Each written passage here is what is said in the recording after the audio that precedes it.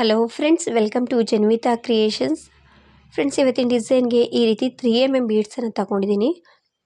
ಇಲ್ಲಿ ನಾನು ನಾರ್ಮಲ್ ಸೂಜಿಯಿಂದ ಇವತ್ತಿನ ಡಿಸೈನ್ನ ಹಾಕ್ತಾಯಿದ್ದೀನಿ. ಸೊ ನಾವು ಈ ಎಂಬ್ರಾಯ್ಡ್ರಿಗೆಲ್ಲ ಥ್ರೆಡ್ಡನ್ನು ಬಳಸ್ತೀವಲ್ಲ, ಕಾಟನ್ ಥ್ರೆಡ್ಡು, ಅದನ್ನು ತಗೊಂಡಿದ್ದೀನಿ. ಒಂದೆಳೆ ದಾರಕ್ಕೆ ಈ ರೀತಿ ಕೊನೆಯಲ್ಲಿ ಒಂದು ನಾಟ್ ಹಾಕ್ಕೊಂಡಿದ್ದೀನಿ. ಫ್ರೆಂಡ್ಸ್, ನೀವೇನಾದರೂ ಫಸ್ಟ್ ಟೈಮ್ ನೋಡ್ತಿದ್ರೆ ನಮ್ಮ ಚಾನಲ್ನ ಪ್ಲೀಸ್ ಸಬ್ಸ್ಕ್ರೈಬ್ ಮಾಡಿ, ಸಪೋರ್ಟ್ ಮಾಡಿ. ಹಾಗೆಯೇ ಫೇಸ್ಬುಕ್ಕಲ್ಲಿ ವಾಚ್ ಮಾಡ್ತಿದ್ರೆ ಅಲ್ಲೂ ಕೂಡ ಫೇಸ್ಬುಕ್ ಪೇಜನ್ನು ಫಾಲೋ ಮಾಡಿ. ಕ್ರೋಶಾ ವರ್ಕ್ ಬರದೇ ಇದ್ದರೂ ಕೂಡ ನಾರ್ಮಲ್ ಸೂಜಿಯಿಂದ ಬ್ರೈಡಲ್ ಡಿಸೈನ್ನ ಹಾಕ್ಕೊಳ್ಬೋದು ಸೀರೆಗೆ. ಪ್ರತಿಯೊಬ್ಬರು ಕೂಡ ಟ್ರೈ ಮಾಡ್ಬೋದು, ತುಂಬ ಈಸಿ ಇದೆ. ನಾನಿಲ್ಲಿ ಬಟ್ಟೆಗೆ ಹಾಕಿ ತೋರಿಸ್ತಾ ಇದ್ದೀನಿ, ರೈಟ್ ಸೈಡಿಂದನೇ ಹಾಕ್ತಾಯಿದ್ದೀನಿ. ಮೊದಲಿಗೆ ಕೆಳಗಡೆಯಿಂದ ಮೇಲೆ ಈ ರೀತಿ ಬಟ್ಟೆಗೆ ನಿಡಲ್ನ ಚುಚ್ಚಿ ಥ್ರೆಡ್ಡನ್ನು ಎಳ್ಕೊಳ್ತಾ ಇದ್ದೀನಿ. ಈ ರೀತಿ ಥ್ರೆಡ್ಡನ್ನು ಎಳೆದು ನಂತರ ಇನ್ನೂ ಒಂದು ನಾಟ್ ಹಾಕ್ಕೊಳ್ತೀನಿ. ಅಲ್ಲೇ ಒಂದೆರಡು ಸಲ ನಾಟ್ ಹಾಕ್ಕೊಳ್ಳಿ. ಸ್ಟಾರ್ಟಿಂಗಲ್ಲಿ ಈ ರೀತಿ ಒಂದು ನಾಟ್ ಹಾಕ್ಕೊಳ್ತಾ ಇದ್ದೀನಿ ನಾನು. ಫ್ರೆಂಡ್ಸ್, ತುಂಬಾ ಈಸಿಯಾಗಿ ಹಾಕುವಂಥದ್ದು. ನಾಟ್ ಹಾಕ್ಕೊಂಡು ನಂತರ ನಾನಿವಾಗ ಬೀಡ್ಸ್ಗಳನ್ನ ಹಾಕ್ಕೊಳ್ತೀನಿ. ನಾನಿಲ್ಲಿ 3mm ಬೀಡ್ಸ್ ಒಂದು ಬೀಡನ್ನ ಹಾಕ್ಕೊಂಡು ಅದನ್ನು ಈ ರೀತಿ ಹಿಂದೆ ತಳ್ಳಿ ಅದು ನೀಟಾಗಿ ಎಲ್ಲಿಗೆ ಬರುತ್ತೆ ಅಲ್ಲಿಗೆ ನೋಡಿಕೊಂಡು ನಾವು ಸ್ವಲ್ಪ ಬಟ್ಟೆಗೆ ನಿಡಲ್ನ ಚುಚ್ಕೊಳ್ಬೇಕು. ಈ ರೀತಿ ಮೇಲಿಂದ ಕೆಳಗಡೆ ನಾನು ಚುಚ್ಕೊಳ್ತಾ ಇದ್ದೀನಿ. ಅಂದರೆ ಬಟ್ಟೆಗೆ ಸ್ವಲ್ಪ ನಿಡಲ್ನ ಚುಚ್ಚಿ ಥ್ರೆಡ್ ಈ ರೀತಿ ಹೊರಗಡೆ ತೆಗಿಬೇಕು. ನಂತರ ಅದೇ ಬೀಡ್ಸ್ ಒಳಗಡೆ ವಾಪಸ್ ನಾವು ಹೋಗಬೇಕು. ಸೊ ಈ ರೀತಿ ಅದೇ ಬೀಡ್ಸ್ ಒಳಗಡೆ ನಾವು ರಿಟರ್ನ್ ಹಿಂದೆ ಹೋಗಬೇಕು. ಈ ರೀತಿ ಅದು ಬೀಡ್ ಲಾಕ್ ಥರ ಆಗುತ್ತೆ. ಇವಾಗ ನಾನು ಮತ್ತೊಂದು ಬೀಡನ್ನ ಹಾಕ್ಕೊಳ್ತಾ ಇದ್ದೀನಿ. ಮತ್ತೊಂದು ಬೀಡನ್ನ ಹಾಕ್ಕೊಂಡು ಅದು ಕೂಡ ಬಟ್ಟೆಗೆ ಎಲ್ಲಿಗೆ ಬರುತ್ತೆ ಅಲ್ಲಿಗೆ ನೋಡಿಕೊಂಡು ಬಟ್ಟೆಗೆ ಸ್ವಲ್ಪ ಈ ರೀತಿ ನಿಡಲ್ನ ಚುಚ್ಚಬೇಕು. ಸೊ ಮೇಲಿಂದನೇ ಚುಚ್ಕೊಳ್ಳಿ. ಮೇಲಿಂದ ಚುಚ್ಕೊಂಡು ಸ್ವಲ್ಪ ಬಟ್ಟೆಗೆ ಸೇರಿಸ್ಕೊಂಡಂಗೆ ಚುಚ್ಕೊಂಡು ಮತ್ತದೇ ಬೀಡಲ್ಲಿ ವಾಪಸ್ ಹೋಗಬೇಕು. ಸೊ ಈ ರೀತಿ ಆ ಬೀಡ್ ಮೇಲೆ ನಮಗೆ ಥ್ರೆಡ್ ಪಾಸ್ ಆಗ್ತಾ ಬರ್ತಿದೆ, ನೋಡ್ತಿರ್ಬೋದು. ಮತ್ತೊಂದು ಬೀಡನ್ನ ಹಾಕ್ಕೊಳ್ತಾ ಇದ್ದೀನಿ. ಒಂದು ಬೀಡನ್ನ ಹಾಕ್ಕೊಳ್ಬೇಕು.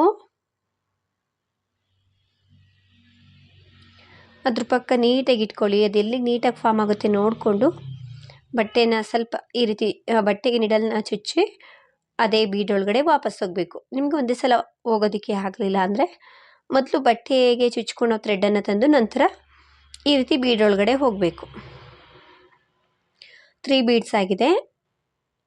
ನಂತರ ಮತ್ತೊಂದು ಬೀಡನ್ನ ಹಾಕ್ಕೊಳ್ತಾ ಇದ್ದೀನಿ. ಒಂದು ಬೀಡನ್ನ ಹಾಕ್ಕೊಂಡು ನಂತರ ಬಟ್ಟೆಗೆ ನಿಡಲ್ನ ಚುಚ್ಚಬೇಕು. ಅಂದರೆ ಸ್ವಲ್ಪ ಬಟ್ಟೆನ ತಗೊಂಡು ನಂತರ ಅದೇ ಬೀಡ್ ಒಳಗಡೆ ನಾವು ವಾಪಸ್ ಹೋಗಬೇಕು.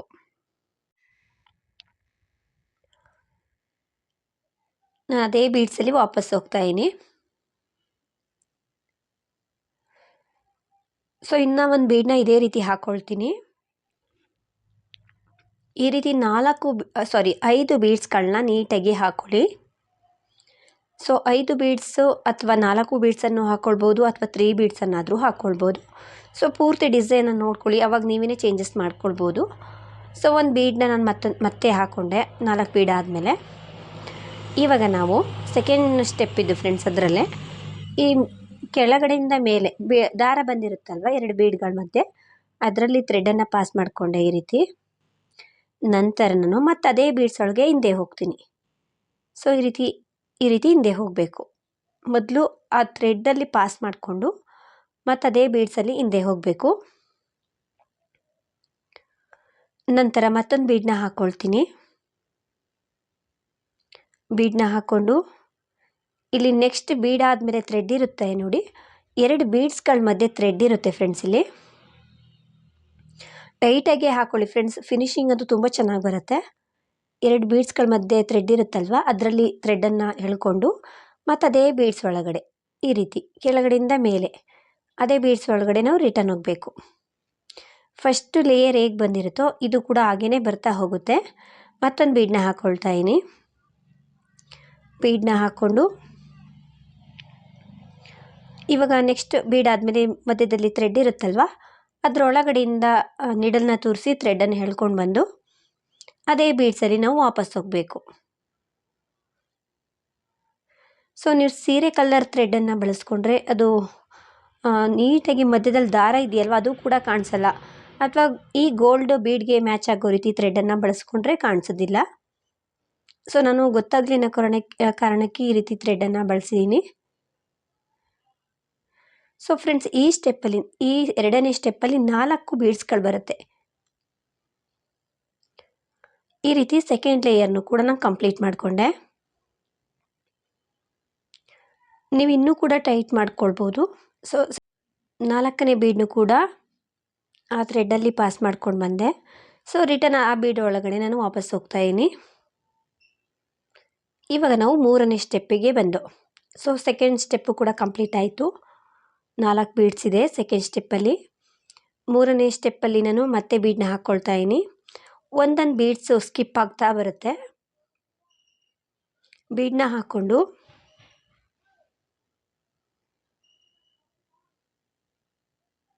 ಆ ಬೀಡ್ ಪಕ್ಕನೇ ಥ್ರೆಡ್ ಇರುತ್ತೆ ಫ್ರೆಂಡ್ಸ್. ಎರಡು ಬೀಡ್ಸ್ಗೂ ಮಧ್ಯದಲ್ಲಿ ಜಾಯಿಂಟ್ ಥರ ಇರುತ್ತೆ ನೋಡಿ ಥ್ರೆಡ್ಡು. ಅದರೊಳಗಡೆ ದಾರನ ತರಬೇಕು ಕೆಳಗಡೆಯಿಂದ ಮೇಲೆ. ನಂತರ ಅದೇ ಬೀಡ್ಸ್ ಒಳಗಡೆ ನಾವು ರಿಟರ್ನ್ ಹೋಗಬೇಕು.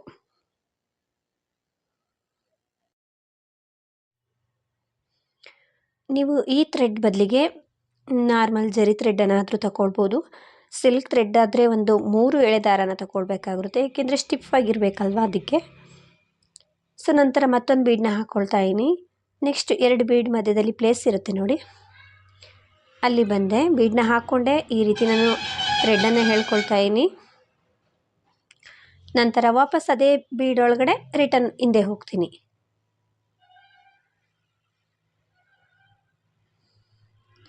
ಮತ್ತೊಂದು ಬೀಡನ್ನ ಹಾಕ್ಕೊಳ್ತಾ ಇದ್ದೀನಿ. ಬೀಡನ್ನ ಹತ್ರ ಇಟ್ಕೊಂಡು ನಾವು ನಿಡಲ್ನಲ್ಲಿ ತೆಕ್ಕೊಂಡು ಹಾಕ್ಕೊಳ್ತಾ ಬರ್ಬೋದು. ಸೊ ನೆಕ್ಸ್ಟ್ ಥ್ರೆಡ್ ಇದೆ ನೋಡಿ 2 ಬೀಡ್ಗಳ ಮಧ್ಯದಲ್ಲಿ, ಅಲ್ಲಿ ನಿಡಲ್ನ ಕೆಳಗಡೆಯಿಂದ ಮೇಲೆ ತೂರಿಸಿ ನಂತರ ಅದೇ ಬೀಡ್ ಒಳಗಡೆ ನಾವು ವಾಪಸ್ ಹೋಗಬೇಕು.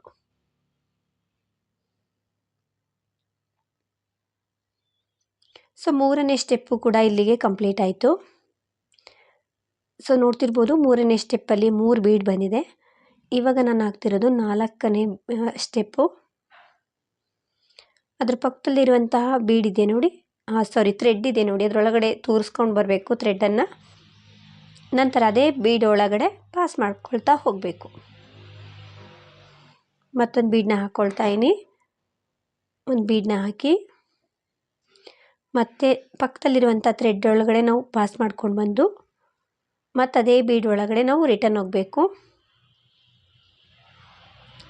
ಸೊ 4ನೇ ಸ್ಟೆಪ್ಪು ಕೂಡ ಕಂಪ್ಲೀಟ್ ಆಯಿತು. ಕೊನೆಯಲ್ಲಿ ಇನ್ನೂ ಒಂದು ಸ್ಟೆಪ್ ಇದೆ.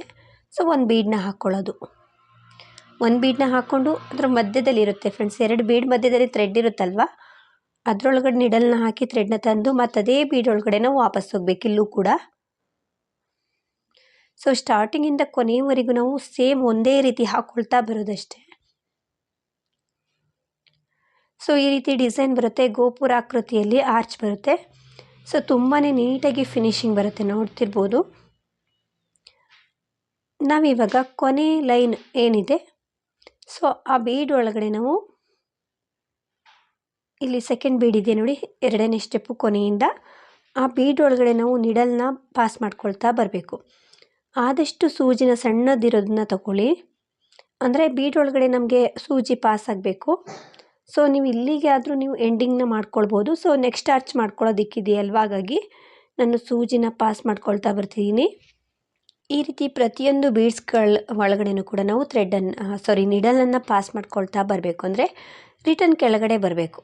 ನೋಡ್ತಿರ್ಬೋದು, ಅದಕ್ಕೆ ಹೇಳಿದ್ದು ನಾನು ಆವಾಗಲೇ ಆರಾಮಾಗಿ ಹೇಳ್ಕೊಳ್ಳುವಂಥ ಸಣ್ಣ ಸೂಜಿಯನ್ನು ಈ ರೀತಿ ಬೀಡ್ಸ್ ಡಿಸೈನ್ಗೆ ತಗೊಳ್ಳಿ ಅಂತ. ಇನ್ನೂ ಟೈಟಾಗಿ ಹಾಕ್ಕೊಂಡಾಗ ಈ ಥ್ರೆಡ್ ಕಾಣ್ತಿದೆಯಲ್ವ, ಅದು ಕೂಡ ಕಾಣಿಸೋದಿಲ್ಲ. ಸ್ವಲ್ಪ ಲೂಸಾಗಿ ನಾನು ಹಾಕಿದ್ದೀನಿ. ಈ ರೀತಿ ಆರ್ಚ್ ಬರುತ್ತೆ ಫ್ರೆಂಡ್ಸ್. ನಾನಿವಾಗ ಪಕ್ಕದಲ್ಲಿ 1-2 ನಾಟ್ ಹಾಕ್ಕೊಳ್ತೀನಿ.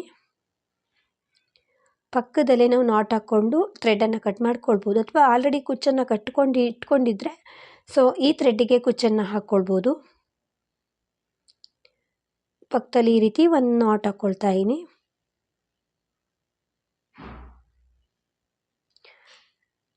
ಸೊ ಇನ್ನೂ ಒಂದು ನಾಟ್ನು ಹಾಕ್ಕೊಳ್ತಾ ಇದ್ದೀನಿ, ಏಕೆಂದರೆ ನಾನಿಲ್ಲಿ ಕುಚ್ಚನ್ನು ಆಲ್ರೆಡಿ ಮಾಡ್ಕೊಂಡು ಇಟ್ಕೊಂಡಿದ್ದೀನಿ ಅದನ್ನು ಹಾಕ್ಕೊಳ್ಳೋದಕ್ಕೆ. 2 ನಾಟ್ ಹಾಕ್ಕೊಂಡು ನಿಮಗೆ ಇಲ್ಲಿ ಎಷ್ಟು ದೂರ ಗ್ಯಾಪ್ ಬೇಕೋ ಅಷ್ಟು ದೂರ ನೀವು ನಾಟ್ ಹಾಕ್ಕೊಳ್ತಾನೆ ಬರ್ಬೋದು. ನಾನು 2 ನಾಟ್ ಹಾಕ್ಕೊಂಡಿದ್ದಾದಮೇಲೆ ನಾನು ಕುಚ್ಚನ್ನು ಆಲ್ರೆಡಿ ಈ ರೀತಿ ಚಿಕ್ಕದಾಗಿ ಕಟ್ಕೊಂಡು ಇಟ್ಕೊಂಡಿದ್ದೆ. ಸೊ ಅದರೊಳಗಡೆ ನಿಡಲ್ನ ಹಾಕ್ತಾಯಿದ್ದೀನಿ. ನಿಡಲ್ನ ಹಾಕಿ ಆ ಕುಚ್ಚು ನೀಟಾಗಿ ಎಲ್ಲಿಗೆ ಬರುತ್ತೆ ಅಲ್ಲಿಗೆ ನೋಡಿಕೊಂಡು ಮತ್ತೊಂದು ನಾಟ್ ಹಾಕ್ಕೊಳ್ತೀನಿ. ನಾವು ಆಲ್ರೆಡಿ ಕುಚ್ಚನ್ನು ಕಟ್ಟಿ ಇಟ್ಕೊಂಡಿದ್ರೆ ಈ ರೀತಿ ನಾವು ಫಿಕ್ಸ್ ಮಾಡ್ಕೊಳ್ತಾ ಹೋಗ್ಬೋದು. ಸೊ ಅಥವಾ ನೀವು ಅಲ್ಲಿಗೆ ಥ್ರೆಡ್ಡನ್ನು ಸ್ಟಾಪ್ ಮಾಡಿ ನಂತರನಾದರೂ ಕುಚ್ಚನ್ನು ಕಟ್ಕೊಳ್ಬೋದು.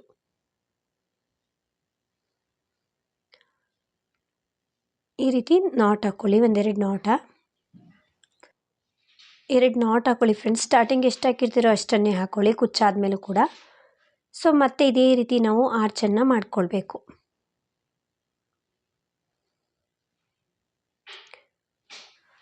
ಫ್ರೆಂಡ್ಸ್ ನೋಡ್ತಿರ್ಬೋದು ನಾನೊಂದು 3-4 ಆರ್ಚನ್ನು ರೆಡಿ ಮಾಡ್ಕೊಂಡಿದ್ದೀನಿ. ಈ ರೀತಿ ಡಿಸೈನ್ ಬರುತ್ತೆ. ಸೊ ನಾವು ಆಲ್ರೆಡಿ ಕುಚ್ಚನ್ನು ಕಟ್ಕೊಂಡಿದ್ರೆ ಆರ್ಚ್ ಮಾಡಬೇಕಿದ್ರೆ ಕುಚ್ಚನ್ನು ಹಾಕ್ಕೊಳ್ತಾ ವರ್ಕ್ ಮಾಡ್ತಾ ಹೋಗ್ಬೋದು. ತುಂಬ ಈಸಿ ಇದೆ ಫ್ರೆಂಡ್ಸ್, ವಿತೌಟ್ ಕುಚ್ಚಾದರೂ ಕೂಡ ಮಾಡ್ಕೊಳ್ಬೋದು. ಪ್ರೈಸ್ ಬಂದು ಇದಕ್ಕೆ ಒಂದು 600ಇಂದ 700ವರೆಗೂ ಚಾರ್ಜ್ ಆಗುತ್ತೆ. ಏನಕ್ಕಪ್ಪ ಅಂದರೆ ನಾವು ಬೀಡ್ಸ್ಗಳನ್ನ ಅರೇಂಜ್ ಮಾಡ್ತಾ ಬರಬೇಕಲ್ವ, ಹಾಗಾಗಿ. ಸೊ ಫ್ರೆಂಡ್ಸ್ ಈ ಡಿಸೈನ್ ಎಲ್ರಿಗೂ ಇಷ್ಟ ಆಗಿದೆ ಅಂದ್ಕೊಳ್ತೀನಿ. ನೀವೇನಾದರೂ ಫಸ್ಟ್ ಟೈಮ್ ನೋಡ್ತಿದ್ರೆ ಪ್ಲೀಸ್ ಸಬ್ಸ್ಕ್ರೈಬ್ ಮಾಡಿ, ಸಪೋರ್ಟ್ ಮಾಡಿ. Thank you.